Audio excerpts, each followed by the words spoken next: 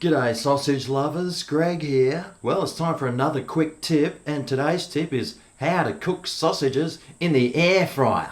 So the first thing you need to do is grab your sausage. Oh, I'm talking about these ones here. So let's pull out the drawer and dump our sausages in. Now you'll want to spread them out and, they can still touch each other. That's alright. There's nothing wrong with one sausage touching another. And let's stick it back in the machine. So now, 180 degrees Celsius, that's the temperature I want. Now 180 degrees Celsius is about 360 Farabajingles. And 15 minutes, perfect. Hit start. Alright, well, because this was overcrowded a bit, I thought I'd just check halfway through and make sure these are cooking alright. Give them a bit of a shake.